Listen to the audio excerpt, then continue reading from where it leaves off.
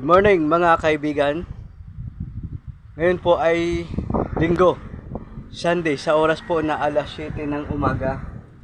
Ano po?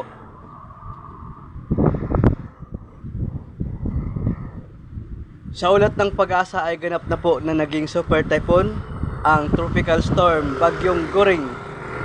Kaya naman, todo ang ating paghahanda para po sa mga pangyayari na magaganap sa ating kapaligiran na dulot po ng Bagyong Goring.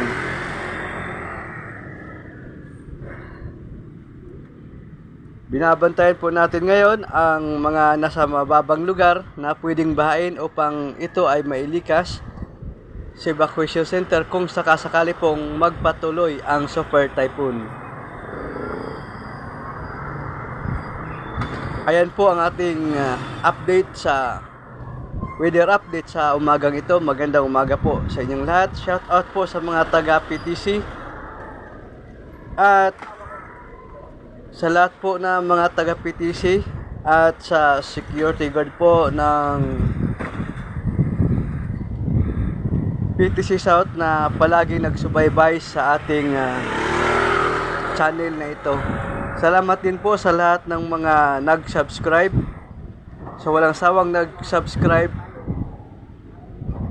at nagpatuloy na mag-subscribe sa ating channel. Ayun po, makikita nyo po sa mga oras ito ay umaambon na. Ayan, dulot po yan ng super typhoon Goring.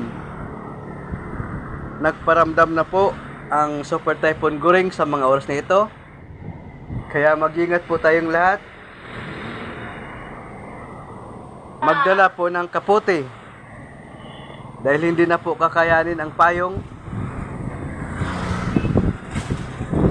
sapagkat super typhoon na po.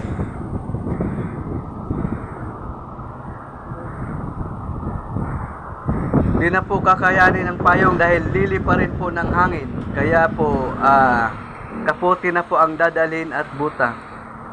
Magdala na rin po ng flashlight at pito para kung saan man po kayo abutin, makakatawag po kayo ng pansin. Ano po? Mag-ingat po kayong lahat at sana ay maging ligtas po kayo sa inyong mga paglalakbay. Magandang umaga po. Salamat po sa inyong lahat.